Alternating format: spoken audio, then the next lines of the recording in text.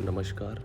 क्या आप जानते हैं कि योग सिर्फ एक व्यायाम नहीं बल्कि एक जीवन शैली है। आज हम जानेंगे कि योग क्या है, यह कैसे काम करता है और इसके अद्भुत फायदे क्या हैं। सबसे पहले बात करेंगे योग क्या है। योग एक संस्कृत शब्द है जिसका अर्थ है जुड़ना या एकता। यह शरीर, मन और आत्मा को संतुलित करने की एक प्राचीन भारतीय विधि है। योग में हम करते हैं शारीरिक आसन जैसे ताड़ासन, भुजंगासन, प्राणायाम, सांसों का नियंत्रण, ध्यान या मेडिटेशन।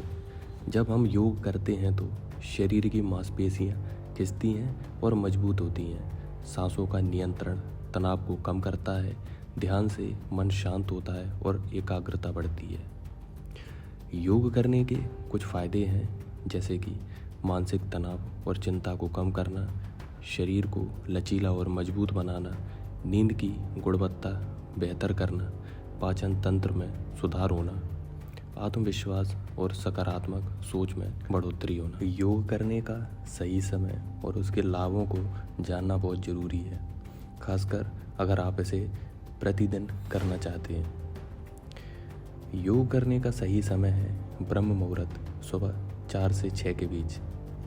इसे योग के लिए सर्वोत्तम समय माना जाता है क्योंकि वातावरण शांत होता है, मन एकाग्र रहता है और शरीर ऊर्जा से भरा रहता है।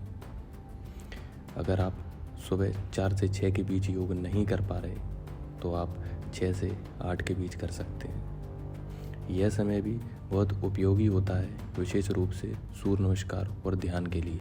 आप समझते हैं कि योग के कितने प्रकार हैं। यहाँ हम बात करेंगे योग के कुछ मुख्य प्रकार। सबसे पहले हठ योग, सबसे सामान्य और शारीरिक रूप से सक्रिय योग शैली, आसन और प्राणायाम पर केंद्रित, शरीर को साधने के माध्यम से मन को नियंत्रित करने का प्रयास। दूसरा है राजयोग, ध्यान और मानसिक अनुशासन पर आधारित पतंजलि के अष्टांग योग 8 अंग का पालन करता है, आत्मनियंत्रण और आत्मज्ञान की ओर अग्रसर। तीसरा है कुंडलिनी योग। कुंडलिनी योग में शरीर की ऊर्जा को जागृत करने, चक्रों और नाड़ियों की सफाई हेतु मंत्र, मुद्राएं और ध्यान।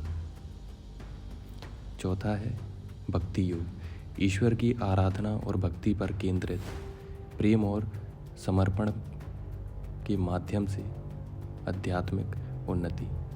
कीर्तन, जाप, ध्यान इसके भाग होते हैं।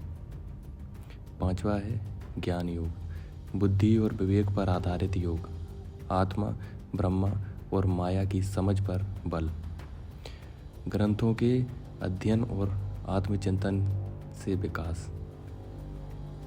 छठवा है कर्म योग, निष्काम सेवा और कर्म के माध्यम से योग, बिना फल की इच्छा के कार्य करना, कर्म को साधना का रूप माना जाता है। सातवां है अष्टांग योग, 8 अंगों वाला योग जिसमें यम, नियम, आसन, प्राणायाम, प्रत्याहार, धारणा, ध्यान और समाधि, ये पतंजलि के योग सूत्रों पर आधारित है। उम्मीद है इस वीडियो के माध्यम से आपको काफ़ी कुछ योग के बारे में जानकारी मिली है और ऐसी ही जानकारी के लिए आगे आप मेरे चैनल को सब्सक्राइब कर सकते हैं, वीडियो को लाइक शेयर कर सकते हैं। धन्यवाद।